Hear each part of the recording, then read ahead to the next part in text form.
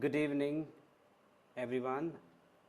Hi, I am Venkatesh Varla, an associate professor at OP Jindal Global University, and I'm honored to be your host for today's Design Leadership webinar series hosted by Jindal School of Design and Architecture, OP Jindal Global University. Today's topic for the webinar is Design Tools in the Age of AI 2.0. Before we dive into the insightful session we have planned, I'd like to introduce our speakers for today.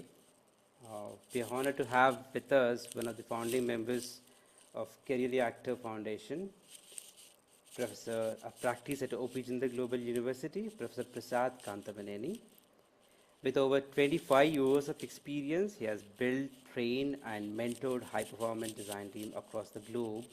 He has worked with world's, world's best, such as Yahoo, Honeywell, VMware, and LinkedIn, to mention a few. And he is an alumni of Harvard Business School.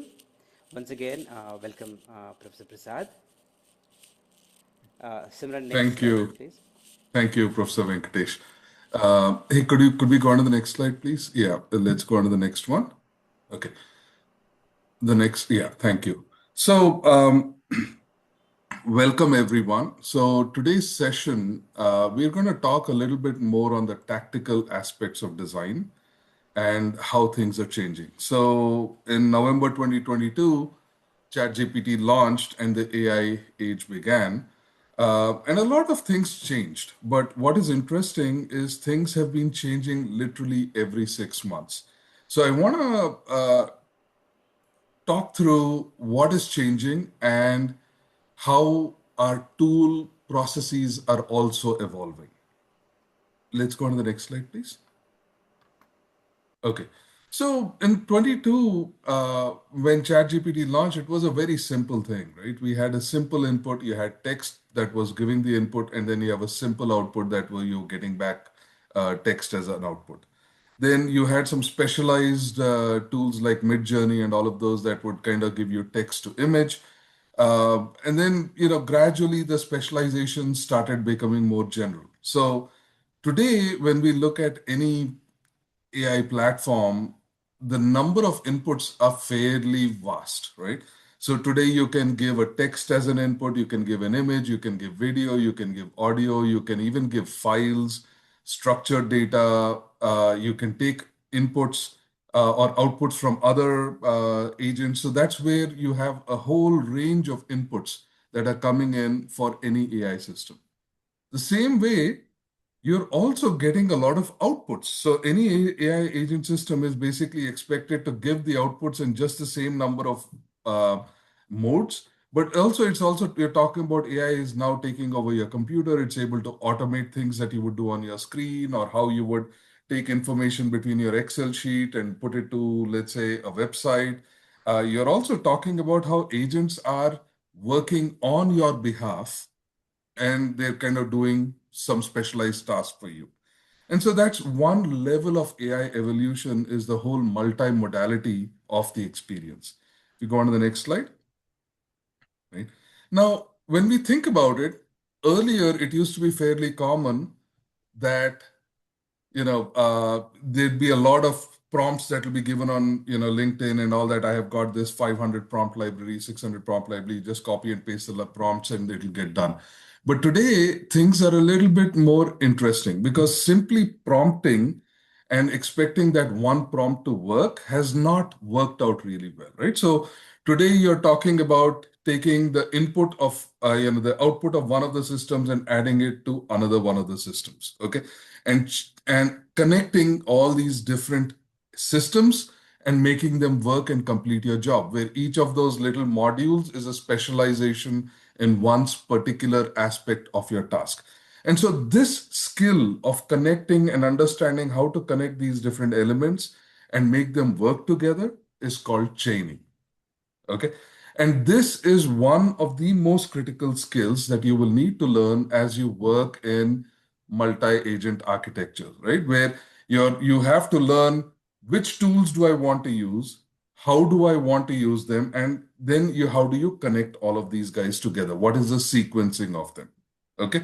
So today I have with me Simran. He's a group manager at HCL, and he's done quite a bit of work around chaining. And he's going to give some very quick demos around different ways to do chaining. And I want you to, one, don't worry about the tools that Simran is using because, again, those things will change and literally everything changes in 6 months. So don't worry about what tools he's using. Focus on the concept that he's trying to talk about, right? Which is number one, when you look at any of those tools, number one, what you want to focus on is, well, what is the task I'm doing? How am I breaking that task into subtasks? Then how am I identifying tools that meet the requirements of my subtask? And then finally, how am I connecting all these different tools or agents together to make it happen? Now, Simran is not going to teach you how to do automation, but what he's going to do is he's going to manually do it so you can see the progression of his thought process. So that way, when you're ready to automate, it becomes a simple process. Okay. So with that, I'm going to pass it on to Simran. Simran, all yours. Professor Prasad, thank you. So, hello everyone, good evening. So, as Professor Prasad mentioned, chaining is an important skill, and the philosophy of it is basically understanding the output from one tool and making it the input to the next, and having the sequence so that you achieve the intended outcome. Now, the tools that are built on this framework of chaining has been a lot, and this has evolved over the last few months, in fact. And I'm sure most of you have at least heard of these tools, if not used them. Now, if you take a look at my everyday life, one of these, amongst the 10 tasks that are here, almost every designer, sort of in some way or the other, is involved in doing something like this, right? So you either sketch an idea, you're asked to create a wireframe, you're asked to design a screen, and there are multiple such everyday tasks that you do. So we're going to take a simple use case right now. How do we convert a sketch into a screen? And this is the exploration phase. Now, if you divide this into subtasks, we see that we have image parsing, feature validation to goals, and instructions for screen generation.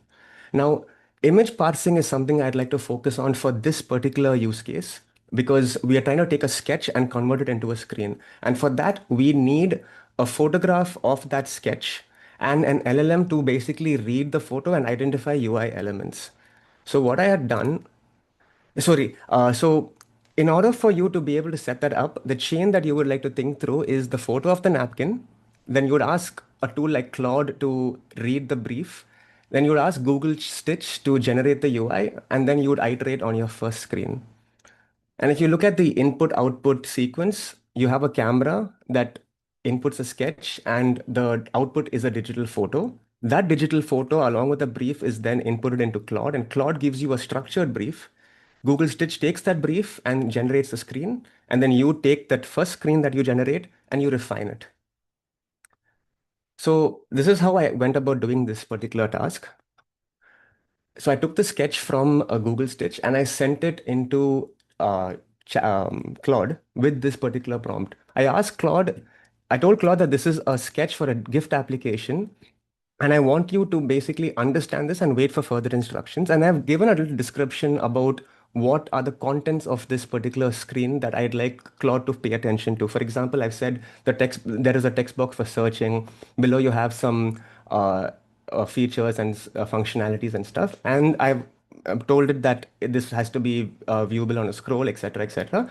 And I asked you to read this and wait for further instructions. So Claude had read the entire thing and had broken the task down into these 7 points, for which, after some back and forth ideation, I asked Claude to write a prompt for me so that I can send this prompt into Google Stitch. So Claude wrote this prompt. I took that prompt and pasted it into Google Stitch. You can see it reason out over here and sort of break down the prompt into its way of understanding. And it gave me the first iteration, which I say is pretty good. Now, let's zoom into this. Now, a close-up on one of these cards shows me that I'm not very happy with the value 5,000 rupees and 12,500 at the bottom. I wanted it to be on the top. So I asked Google Stitch to take these two values from and add it to the top right corner for each card. And I told currently the layout shows an image, a title and a description and an amount. I want the image and the amount to be a part of the same screen. Put the amount to the top right corner, and it also needs to stand out. Add background opacity behind it. Just gave it a basic prompt to see how it goes, and it fairly did a fairly decent job, but still not the best. So then what I did was I iterated using another prompt, and I got it exactly like how I wanted it. I wanted these numbers to be stuck to the top, and I got it exactly that way. Now, using the same framework, I went ahead and built out the remaining variations. And in a matter of 10 minutes, I was able to come up with these many variations. So from a sketch to a screen, the output is one designed screen, and I was able to get this done in under 10 minutes, right? Now let's look at another use case. How do we take that same sketch, which now we have as a screen, and convert it into a workflow? Here, I'd like to focus on the feature validation to goals. So the topics that I want to do is extrapolate to identify all the relevant pages inside the experience, validate each of these pages, find out the connections between all of these pages, and then validate the interactions to see if everything is making sense. Now, LLM had also already verified that in order for me to build this MVP, I need a home screen, which we already got. And I need a category screen, an experience detail page, a booking screen, and a confirmation. So the chain I used for this was I asked Claude to map out the flow, Google Stitch to build out the remaining screens since it already has context to the first screen. And then I take this to Figma to review and refine. And the input output structure would be in Claude, you would take that first screen that we got from Google Stitch and add a little brief. And the output from Claude is the full user flow map. Then Google Stitch takes those instructions and generates the next screens. And then Figma takes those screens, and then you go ahead and manually refine it. So I'm going to show you how I did this in action. So here is, after some back and forth prompting with Claude, I asked it to write the same prompt, similar to how we did it earlier. I copied this prompt, pasted the prompt into Stitch, and I watched it reason, and it generated the second screen for me based on the artifacts from the first screen. Now, there's something that threw me off, which was this, again, this value wasn't as how it was followed in the previous screen. So I asked Claude I took the screenshot into Claude, and I told Claude that I've sent you a screenshot of both screens, which is the screen on the left and the screen on the right. And I said on the left is the home screen, and on the right is the dining category screen, which is the new screen that was generated. And I told that the price component needs to be stuck to the top and right.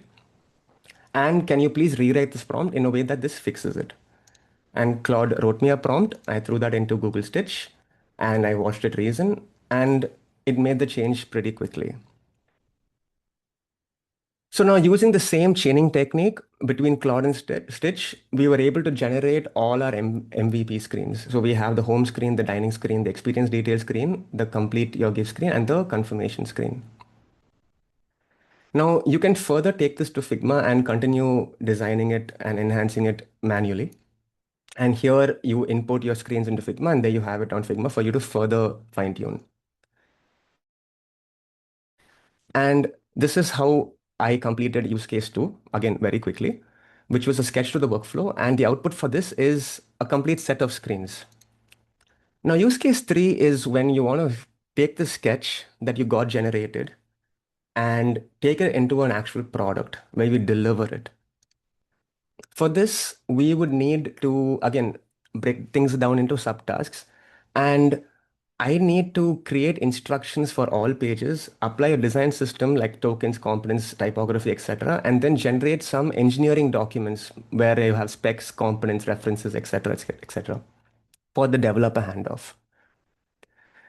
Now, I'd like us to focus a little bit on this particular thing because this is essential for designs that are done at a large scale, because a design system is what differentiates products from other products. It's very easy to use a generic set of content, but when you make something personalized and adhering to your brand, you need a design system to be able to help your organization deliver.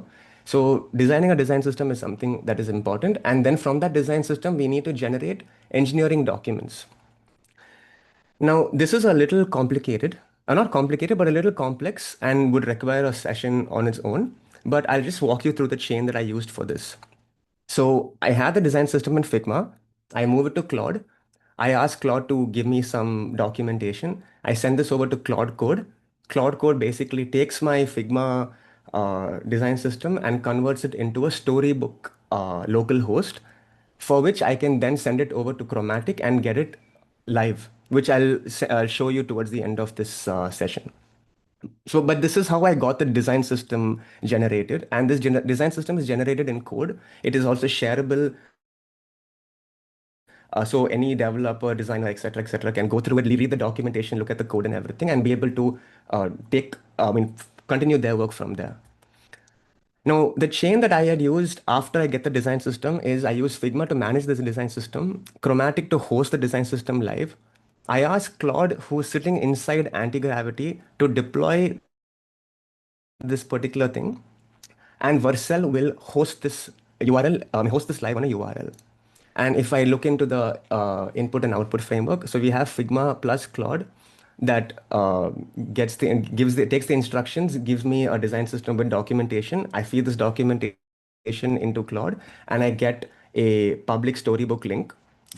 From here is where our job starts, because this is something that you set up once and then you use this again and again to generate multiple products.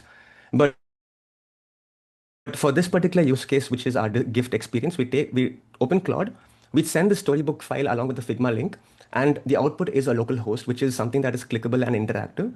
And then we take this local host from Claude and we send it into Vercel that generates a live URL that anyone can open. So I'm going to walk you through the last two steps.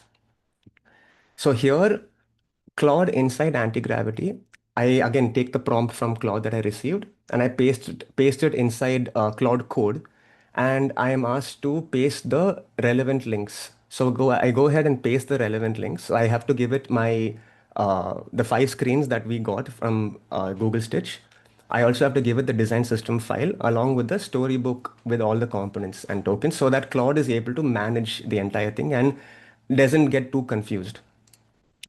So after I pasted this prompt into my Claude Code, which by the way, I'm running inside Anti-Gravity, and Anti-Gravity is an IDC. Don't break your head too much on this. It's nothing very complicated. I'm not a technical person. The reason I'm using Anti-Gravity and running Claude Code inside it is because I'm able to manage the entire thing better, and it helps in further development and refinement. That's the only reason. So So just to I clarify, again take this prompt. just to clarify, Yes, Prasad. Simran, I think what you're trying to say is anti-gravity is something that helps you manage all these Yes, different workflows in real time, yes, yes, right? yes. So, and is it a drag and drop kind of an experience, or do you have to put some code and stuff like that in there? You can ask Claude Code to guide you how to use anti-gravity, which is exactly how I went about doing it, Prasad. Got it. So Okay. the reason, And then, yeah, go ahead. again, yeah. No, the reason I'm using anti-gravity is if you see there are certain files and file management systems that if I use Claude Code alone, I'll have to go into my computer, create those structures, etc., etc. Here I'm able to manage my file systems and everything in one place. And it's just a preference over here. It's not something that you absolutely need. Got it.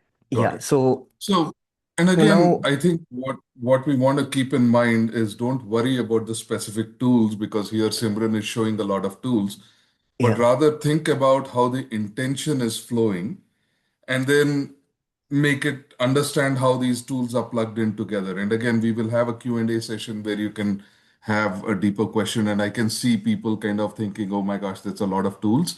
But we'll have a Q&A session that you will be able to get your questions answered. Go ahead, Simran. Thank you, Prasad. So, as I said, I take the prompt from Claude and I send it over to Claude Code and I add the relevant links. So I see Claude Code actually running this entire thing. So it says that it's reading the 5 screens from Figma, then it's reading the design system tokens. So it's basically doing the entire thing that I wanted to do, right? And after that, it gives me an outcome in a local host where all of these screens are interactive and they connect with each other. Then from here, I would go back into anti-gravity, and this is the file system I was talking about over here. So this section that you see on the left, Prasad, this is basically present in my Mac Finder. So this file structure is something that is created over here. So this is just my management system. So anyway, I take these screens, which gives me a local host. From this local host, I send this into the terminal so that it can generate something for me to share it with other people, which I'm using Vercel to do that. And after I do that, the product goes live. And in fact, let me just drop that link in the chat so that you guys can see what I'm talking about.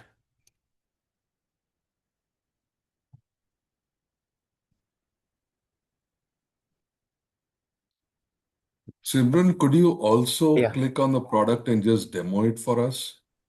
sure. Let me stop sharing my screen and share it again. 1 second.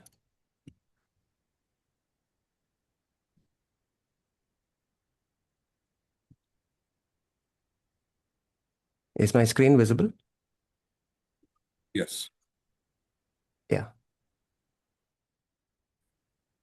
So this is basically the screen that we just generated. Sorry, 1 second, Prasad.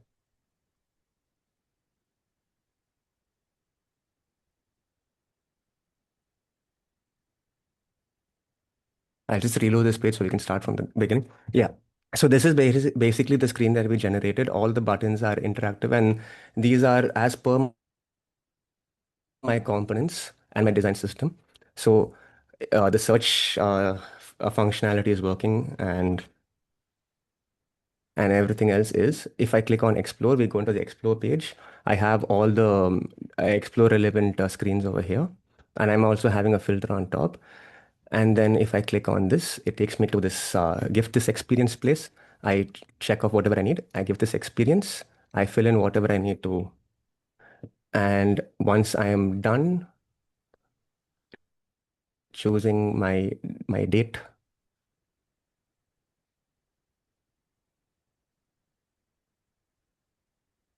I can confirm booking, and booking is confirmed. Now I share this link and my experience goes forward. Now, I spoke about the design system that I generated, right? So this is my design system that I got on Figma, and then I made some adjustments.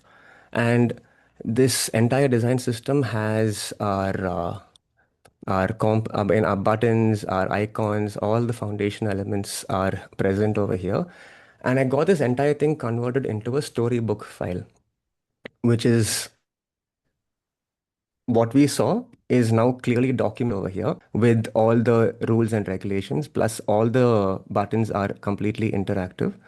And there's also code for this button. And this entire thing was given to me by Claude. I am again not a technical person. I never written a single line of code, but to manage this entire chaining Claude and the other tools really well. So I have my overview, I have all the cards, I have all the different form elements. Now, this entire thing is live. You can also take a look at this and play around with it. And this is something that I can share with everyone. So now I'd like to show one more thing. Now, I got these screens after experimenting with what I got generated. I asked Claude to send these screens to my Figma, and it had done that very similar to how we did it with Google Stitch. And I wanted to see what all it got right. So clearly, there's a drastic difference between uh, what I had received versus what it had given me here. So, for example, these icons are missing. Let's see if these are all connected. Okay, this seems to be a component, and this component is inside my design system, hopefully. Yes, it is inside my design system. And it has also got all the, okay, so it's, it has missed out some of typography. What about here? Okay, some places it has understood the typography. Some places, yeah, for example, here it has the states, I mean, tokens and variables have been connected. And I also like to see if this is responsive. Okay, fairly responsive, needs some work. What about this? Okay, fairly responsive, needs some work. So this is something that was a little disappointing because even though all these elements were from my design system, I still have a lot of manual work to do on these screens to make it look as polished if ever I need to enhance this further. But this is, to me, a good start. I mean, this is at least 80% of the work already done. And maybe even like 2 months from now, something like this was quite complicated. And a year before this, this was unheard of. Something like being able to chain and move information and being able to code and connect things through Figma and etc. etc.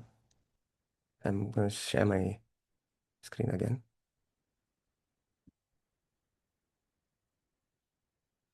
So you see that we were able to get a live deployed product. And I just spoke about the failure. If you look at the what Claude had generated versus what Figma generated, it's a drastic difference, right? But these tools are evolving, and it would be nice that these things happen fast. But for me, I'm able to sort of stay afloat and also explore and understand what are the possibilities. And what I want to share after all this exploration is that even though it wasn't giving me the best result, the fact that I was able to bring it this far itself is something. And refining this is a lot easier than starting from scratch. And these tools are going to get better as time goes. So the shift that I've observed is that traditionally we would spend most of our time on our artifacts. With AI 2.0, we are able to spend a lot of time on our outcomes and refining our outcomes. So thank you. And if there are any questions, we can take this from here.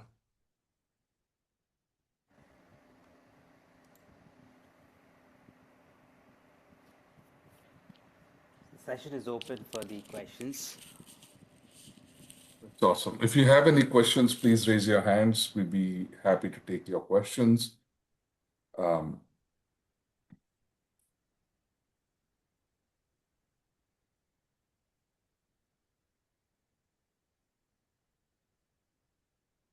Okay, so we have Pulipati Gupta who's raised their hand. Do you want to type your question in, or do you want to just, are you okay to speak?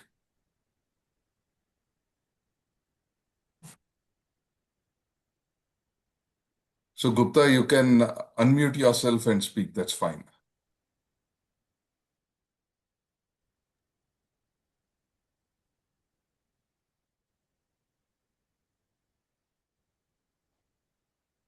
Okay, we can't hear you. So maybe you could just type in your question. So if you have any questions, put it in the chat as well.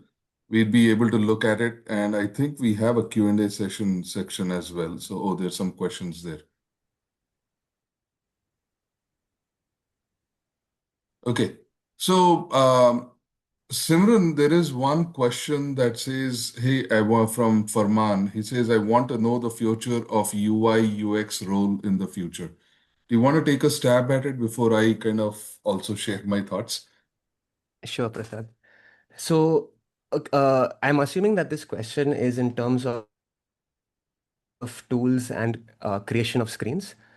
And if that is the thing, the core of user experience design is to understand how do you deliver the best experiences possible.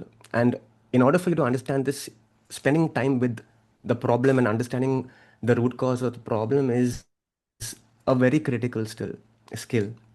So as long as the problem solution mindset is there, the tools are going to evolve, but the expectations and the outcomes are something that all of us as designers need to evolve. Because even if we look at Figma, right? Figma didn't exist a few years ago. Before that it was XD and before that it was Photoshop, but people were still designing screens. So if you look at this from a tool perspective, I think tools are going to evolve, technologies are going to evolve, but what is going to stay constant is human beings, humans who use systems, and designers who design these systems. That's my answer, Prasad. So I would just want to take your answer and add a little bit onto it, right? So um,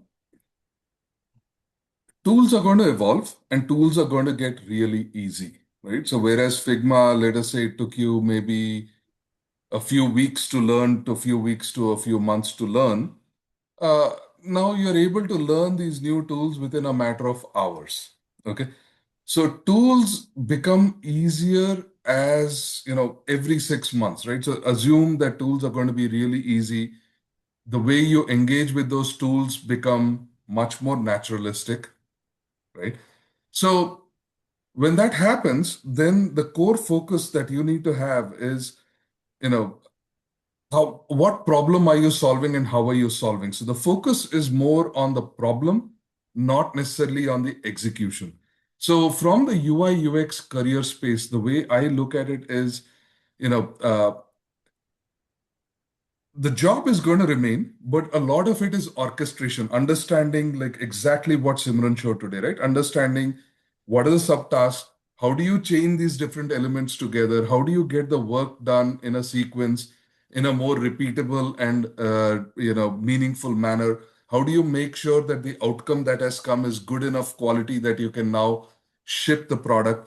So those are the questions that ultimately the human has to decide. So think of it as for all of us that are in the UI UX space, we are now going to have these employees that are going to be working for us that are going to make the execution a lot easier, but we need to learn how to manage these employees to get the outcome for us. And that is where I see like every role, right, within the IT space, whether it is engineering or design or product management, it's all shifting more towards the managerial and orchestration level kinds of tasks rather than the execution type of work.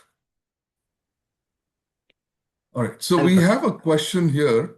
Sorry, go ahead, Simran. You wanted to add something? I just want to touch on tools. So in order to prepare for this webinar, I had at least tested about 50 odd tools. And the challenge that I faced was every single day almost a new tool was released, which kept me so confused because I was like, okay, I have to learn this, is it? Okay, now I'm started exploring that. And what I had realized through this entire exploration is that all of these tools have common frameworks, and chaining was one of them that we discussed, right? So managing that input output is a skill that if you are able to have a reasonably good grasp, any tool should be something that you can work through because you have our AIs that can teach you how to use these tools.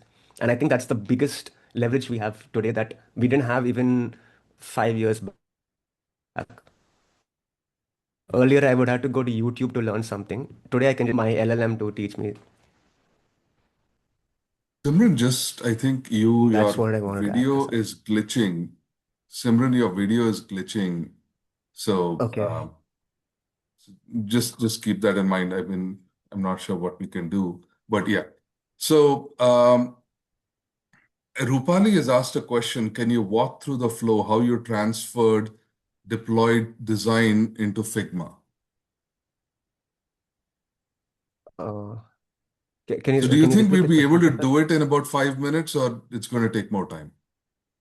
So the thing is, there was a lot of, I mean, I can show you what I had done, but there's a lot of back and forth coding that things went wrong, things failed. I had to restart a lot of it and all that. But essentially, what I had done and what I would advise is you ask one of your AI is to help you through this process. So you have the structure in mind, you have the outcome in mind, and you ask your AI, okay, this is my problem, this is what I need to do, how do I get that done? And you test and validate.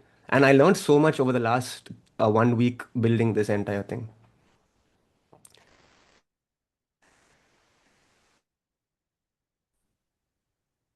Cool. So I think Gupta is saying he sees I see a difference in generating screens in various tools, but it looks different when using GPT and iterating the prompt, and it gets worse. So what should I do to solve developing screens in Replit or Stitch or Lovable, right? Again, Okay. So Simran, if I could just take a quick stab at it and correct me if I'm wrong. Uh, but again, every tool and AI is constantly, all these tools are constantly evolving, right? What you need to do is you need to be aware of like, okay, what tool is good for what. So if GPT is not necessarily good with, you know, uh, and again, understand that GPT is good at, let's say, generating content or generating text, then that is what you leverage it for. If Claude is better at generating screens or Claude Code, or there's now you have Claude Design, if that is better at generating the design, then you use that specific tool. So the idea, and again, this is a race where all these tools are competing. So my advice is don't just worry about one tool, whether it's working or not. Like even if you talk Stitch or Replit, Replit is really good for developing clickable prototypes or even code, right? So, but if your screens are not good enough quality, then Replit will struggle to create those screens, right? So always kind of think through which tools are good for what and then leverage those for their strengths and don't worry about the weaknesses. That would be the high level feedback that I would give. But Simran, do you have any inputs on this? yes, Prasad. So the question, the thing is, when you ask AI to directly generate something, AI is trained on some information for which it is able to generate, right? So if you ask like 10 AIs to generate something, you're probably going to be looking at similar designs. There's not going to be much of variety. And this is what people call as AI slop. So the way you would solve AI slop is to be able to have something that differentiates you from your other outcomes, right? And the way you would do that is by having a design system. Because the design system is the source of truth that is going to make your product stand out amongst the others because you're getting to control the colors, the padding, the fonts, the tokens, every single thing that makes your tool or your application unique to you and your brand is what is important. Because if you give this design system to like four other AI tools, you can basically generate the same thing. But the design system is what is going to be the difference maker. And by the way, I've shared both the links in the chat for you guys to explore. Both of these are visible and viewable on phone as well. So I've shared the design system and this Vercel link that we just went through. Thank you, Simran. So the next question they have is from Dheeraj, um, where let me just look at this. Okay. Dheeraj, is learning prompt engineering important for UX designers now? I don't know about prompt engineering, but I think understanding your outcomes and being able to communicate it in a digestible manner is the most important thing. Prompt engineering, the problem is you are only able to write one prompt really well. And the minute you finish writing that one prompt really well, it becomes really bad. And in fact, I have a real life example. So, um, at work, you would use something like Figma Make, and we would have our information shared inside Microsoft Teams, right? So Microsoft Teams has Copilot inside. So with Copilot, I can ask it to pull up an email, pull up a deck, and sort of concoct an entire problem statement around the information that I've gotten. And I ask, what's this called, Copilot, after some ideation, just like what I did here with chaining, I ask it to write a prompt for Figma Make. So I take this prompt from there and I send it over to Figma Make, which is a huge chunk of a prompt. And there's no way that I would have been able to write that prompt in a matter of 10 seconds that Copilot was able to do. And then it gives me an output, which again, just like with Stitch, was something very basic, not useful. Then I take a screenshot of what I got from Figma Make. I'll send it back into Copilot and I'll say, identify these visual challenges, or I will give it some of the visual challenges and ask it to add on. And then it will identify a list. I'll ask you to write a prompt that fixes this. Then I'll take the next prompt and again send it back. So what I'm doing right now is not real prompt engineering of sorts, but I am very focused on what I want. And I'm also focused on how do I get the outcome in the best possible way that is less labor inducive. So, the way I look at prompt engineering is it's one level, right? It's the base level. It's the foundation of how do you write a prompt to get something back from the system. So that is necessary. But what I would also say, like to Simran's point, is that is not everything, right? So you need to now take one step higher and think about, well, how do I manage the AI, right? Which AI should I use? What question should I ask for what AI? How do I chain the system? How do I know that the final quality is good? Because I think Ambrish had a really good question here, and I'm going to jump here. And he says, is the effort to make the delivered screens on par for a product launch more than the generating effort, right? And I think it's absolutely right because when you Yeah. think about it, there's so many screens, there's so many systems that you have to think about. But keep in mind that, you know, ultimately the product is, and there's also another question, it's like, hey, if there's tools are designing, if AI is designing everything, then what is the role of a designer, right? So, in fact, if what I would also say, all these questions kind of connect to each other. And what I would say is, we have a web series on our YouTube channel, and we will share it on the WhatsApp group, where we put in 45 designers and gave them a real problem and 9 days to solve it, right? Now, what happens in those 9 days, interestingly, is you realize how much more important the designer is. It's not the tool that is actually getting the work done, but it's the designer and the mindset and how they're working through the problem that is more important for the quality of the solution, right? And so the point here is if AI is able to get you to the top 60%, and just curious, Simran, how long did it take for you to get to the clickable prototype from zero, from a sketch to the end, like designing everything and doing all that? About 4 hours, 4 to 5 hours, And if you had to do the same amount of work manually, how much time would it take? a month. A month? About 2 weeks to a month, depending on how much I back and forth.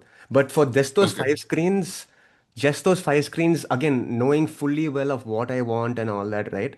Because a lot of it was generated that I had to validate and then see if it matches. But if I have to start from scratch, then there's that initial effort that I have to also factor in.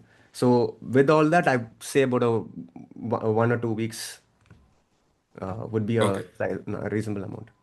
Okay. So when you're looking at that, you're taken 2 weeks worth of work and compressed it and said, okay, I'm going to do it in 4 hours. But now you are collaborating with your other partners in a cross-functional team, and you're iterating the product really, really fast, right? And also you're also looking at the screen just like what Simran did, is looking at the screen and critiquing them and kind of fixing them and modifying them to meet his requirements. So the argument is that, yeah, it takes about 4 hours to generate this, but you have a starting point that is way higher than what you would have if you were doing it manually. All right.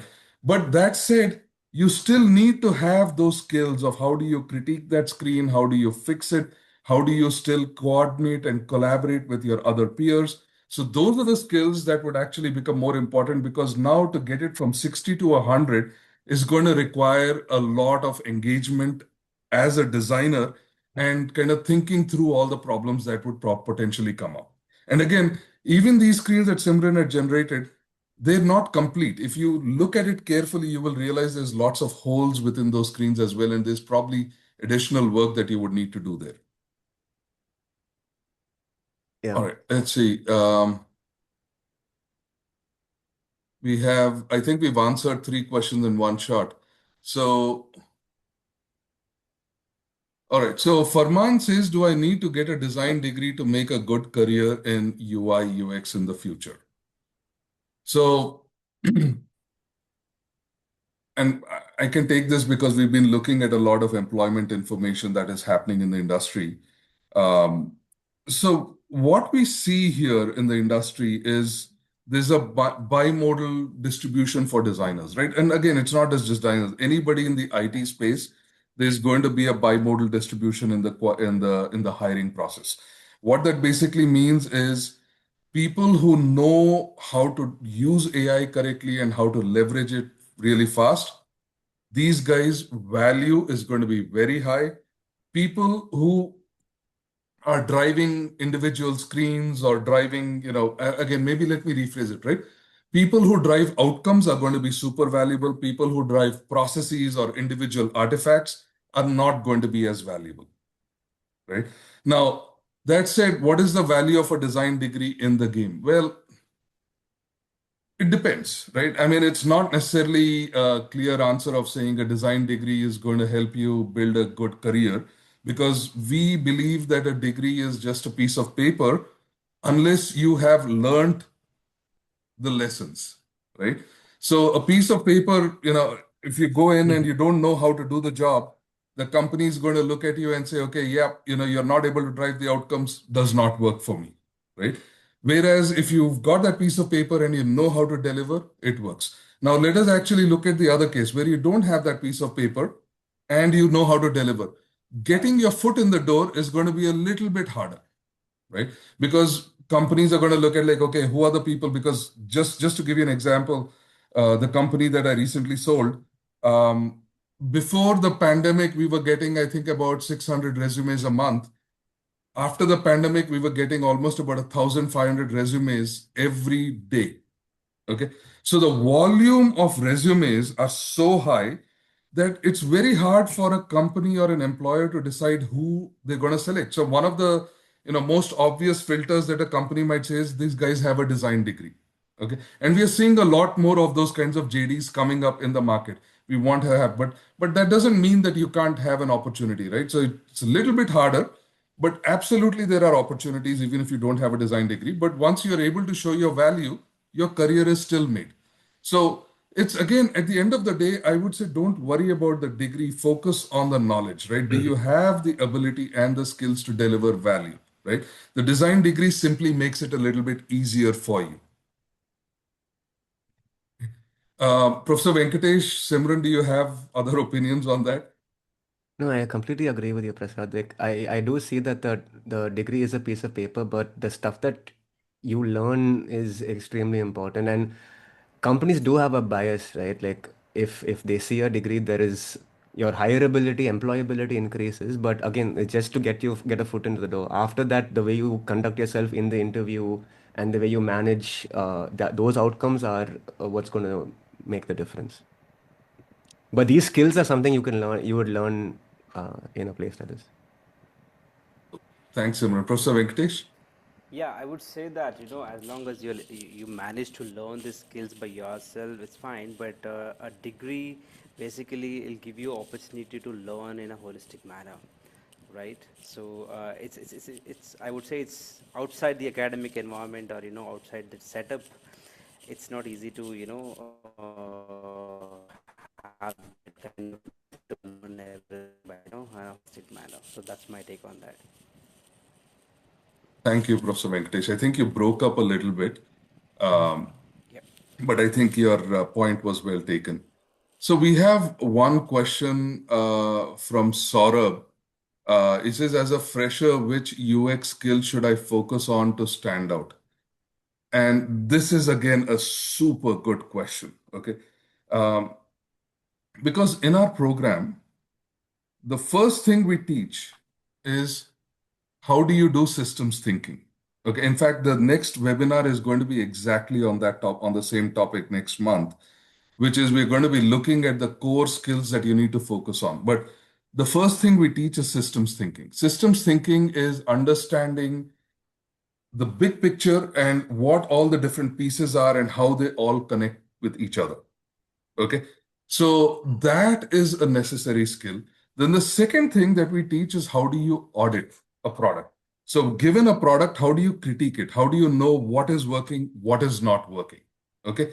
Now, turns out these are the two skills that are really important when you're working with AI. Because again, when you work with an AI, you need to know why am I doing what I'm doing, right? What is my prompt and why is that prompt relevant in the larger system, right? So you need to kind of think through that. Then the second thing is whatever output the system is giving, you need to be able to critique it, and you need to be able to say, this is working, this is good, this is not good, and basically, having a very critical eye, right? So at a very high level, I would say, and unfortunately, this used to be the skill that we got after working 5 or 6 years in the industry, but unfortunately for freshers, you don't necessarily have that leverage, right? So what you need to do really is you need to spend your time building that thinking as well as the critiquing skills, because those designs will come out really fast and it will look really good as well. But unless you have that ability to critique, you will not know whether it is correct or not. And that's something that I think you need to build big time on. And of course, the AI skills and all those things are good. They're good to have, and you will anyways be building them out.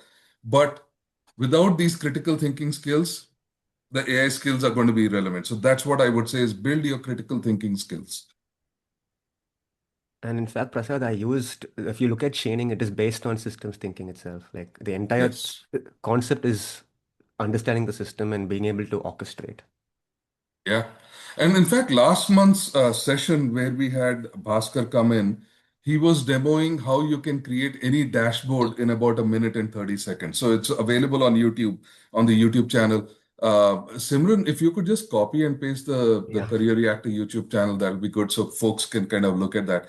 But just last month we did that. And again, that was also systems thinking, is how do you systematically think through a dashboard, and how do you create an architecture that can generate any dashboard within 1 minute 30 seconds? And then, of course, you still have to, it's gotten to the 60%, but it's still your job to get it from 60 to 100%.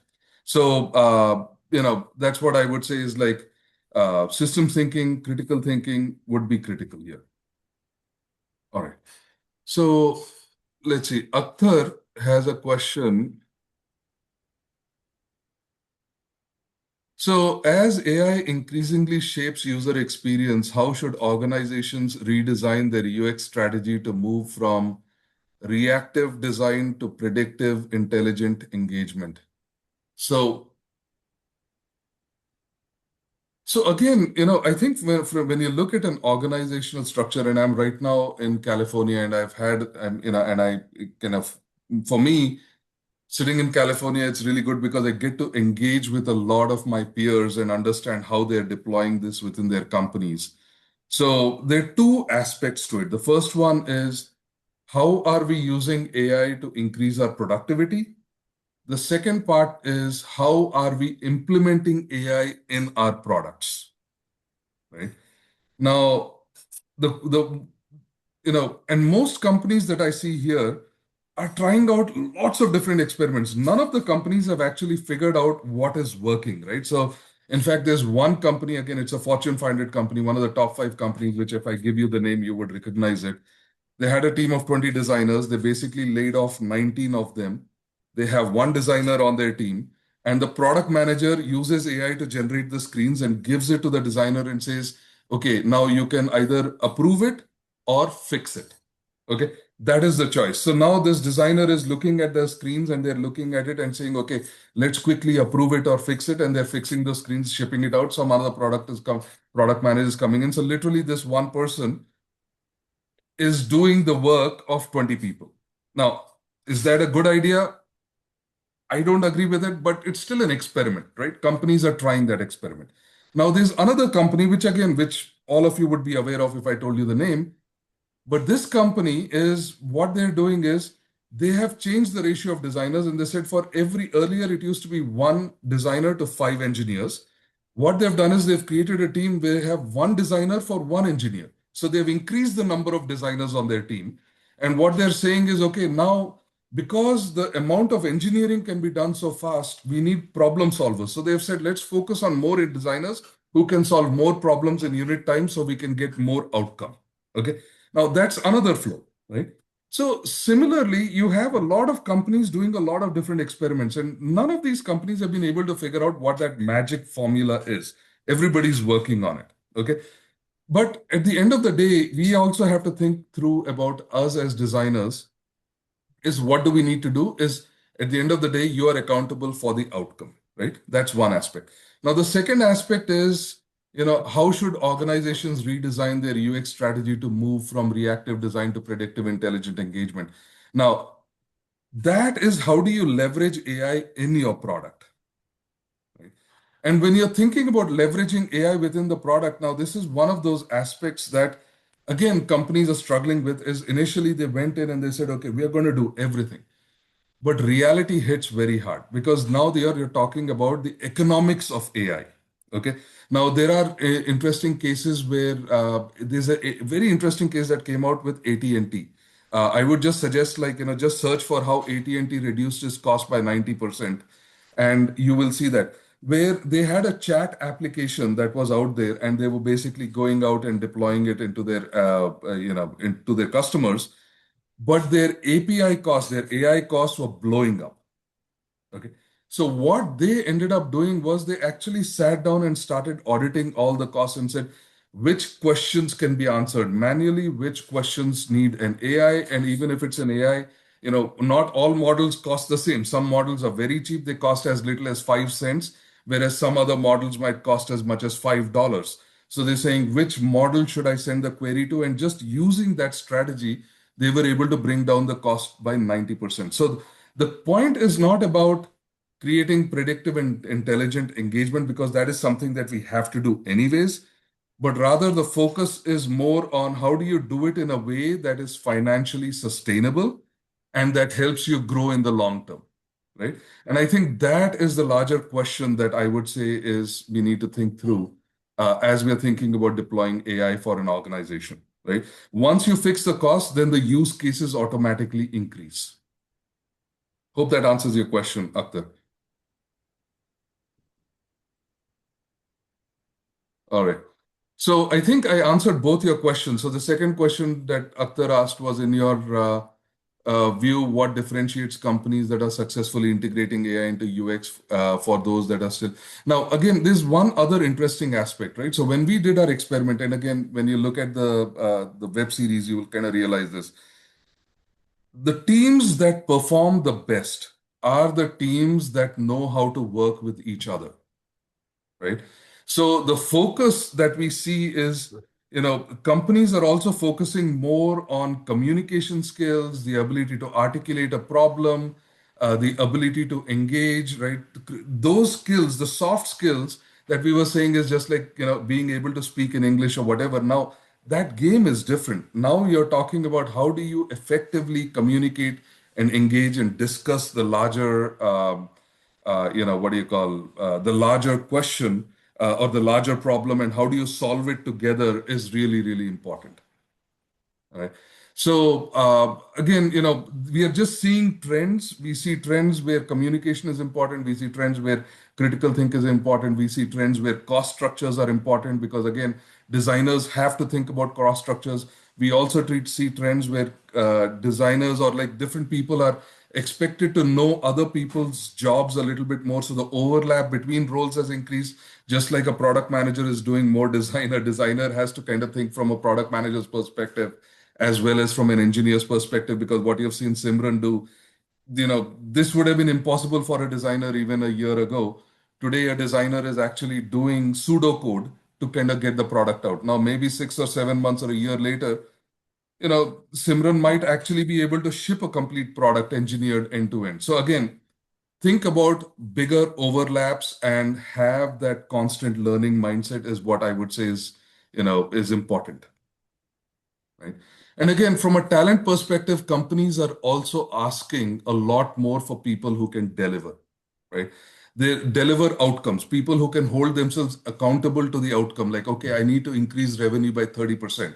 So why am I doing this, right? So how is this product increasing revenue by 30%? Because teams are getting smaller, where earlier you had a team of like, say, 30, 40 people. Now you have a team of 3 people kind of doing the same work. So accountability and ownership has to increase significantly in the game. All right. So we have Ansari who's asking, I'm a first year student in website designing, did my UI UX as a minor subject in Figma and Balsamic. I'm very grateful to know how we can use AI to make our work easier, but what steps should I follow to make my career before in my third year? Simran, do you want to take that question? Can you repeat that, Prasad? I put one Because to you're one. also a hiring manager. Yeah. So, No, I'm not. so I think Ansari is asking the question, which is, what steps should I follow to make my career before or in my third year? I guess again, see, tools is something that anyone can learn, and today was that's something that I had learned. Like, if I was able to understand how do you set up Vercel and send everything like in code and everything, or pseudocode or whatever, then it's not a very difficult thing to learn a tool.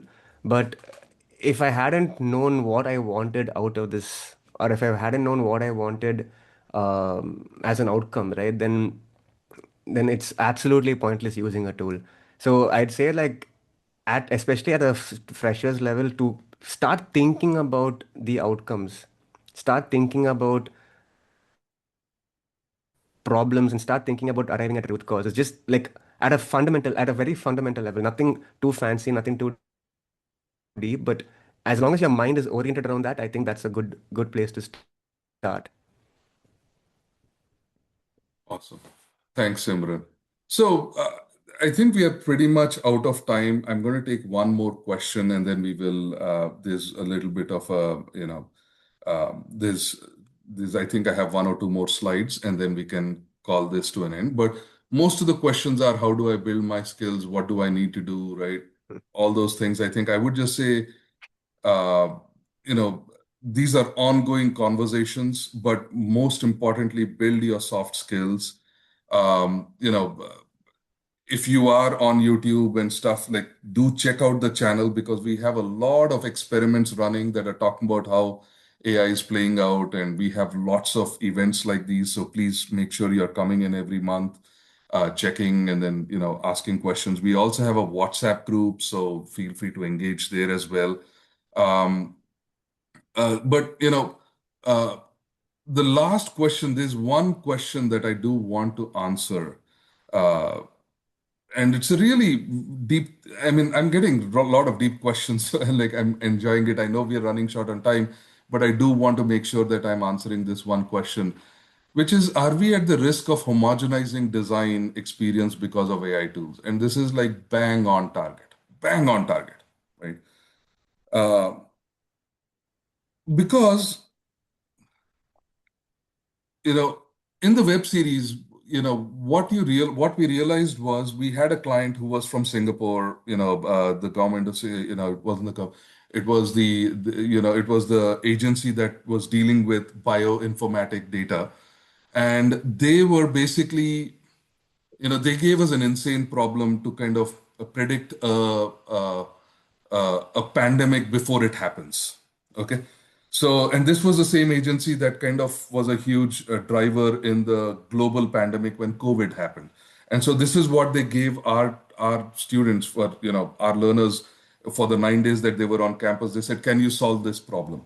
We had a number of teams, all of them basically went at it. It was really good. At the end of the day, when the client looked at the design, they were like, wow, okay, I like this design. I'm going to go with this, right? However, as a designer, if I was to look at all the designs that every team created, what it seemed to me was like, okay, yeah, it was 4951, right? Or maybe, slight changes in the product, but more or less all the products were going towards the same path, right? And that is exactly what I think this questioner is asking, is homogenizing design. And if genuinely there were 9 companies where each of these 9 teams were working for different companies, none of the companies would have won in the market, right? If they had simply used AI and not thought through it, right? So, what my argument, and again, this is also an argument for people who think, okay, designers don't have any jobs or whatever, right? My argument is, if we just used AI to do this, everybody would create products that would look exactly the same, that would do the same, they would be the same problem because they're all trained on the same data, right? Maybe on Claude, I might get a slightly different experience versus on ChatGPT, but it's all the same data at the end of the day. So, what the designer does in that game is really, the AI is bringing up to 60 and assume it's the same as what everybody, even your competitor, is building. But what you as a designer are doing is from the 60 to 100 is where you're creating that unique experience that no computer system can duplicate and no human would be able to kind of match you, right? So people will have different ideas. You're bringing your creativity and your opinions to the table, right? And I think what is important to learn with these tools and all of these is how do we collaborate with these tools, not how do we get the tool to do my work, right? How do I manage the tool to get what I want, not manage the tool to get what the tool wants to give me, right? So that's a huge difference in here. Any closing thoughts, Simran? Yes, Prasad. So you mentioned about tools, outcomes, and stuff, right? So through this entire exercise and also through using more AI tools, what I had realized was forget about AI. When I was using Figma to generate things manually, right? I would have to have a developer or some advanced prototyper to be able to simulate that experience for me to actually interact with the application and see if it's achieving the right intention. Because when I'm designing screens, I'm designing it statically and they're all staying as individual artboards, and I'm not able to connect them. I'm able to see them theoretically, but experientially, I have no idea until I test them out, right? Today, I'm able to generate something that feels like a product, and I'm able to realize that, okay, wait, hey, I don't think that this makes sense this way, or I'm able to critique a lot faster. So you mentioned about arriving to our outcomes, right? So coming to that point where you're able to interact with this application that you have designed as a real application is where I feel the real experience understanding starts. Because until then you just have screens that have connectors, but does that entire system provide a useful and a usable experience for someone to enjoy or get some value out of, right? That is something that I find to be possible after that first prototype is generated. Until then, it is just in my head and in my imagination. Thank you very much, Simran. And I think we have one more slide if we go on to the next one. And I believe Professor Venkatesh, you want to take this on? Thank you, Mm. thank you, Prasad and Simran, for an insightful session. So we have more webinars planned for next couple of months, and if you want, do follow our webinar group, to get more information, live information on the future webinars and webinars. And moreover, if you're interested in our program, MDes in UX AI program, do check out our website. And the admissions for the next batch, August 2026, is open now. Okay, so do check out our website. Do apply if you're interested. And thank you once again, all of you, and see you in the next webinar. Okay, and thanks, Professor Prasad and Simran, once again. Bye. Thank you, Professor Venkatesh. Thank you, Prasad. Thank you, guys. Bye.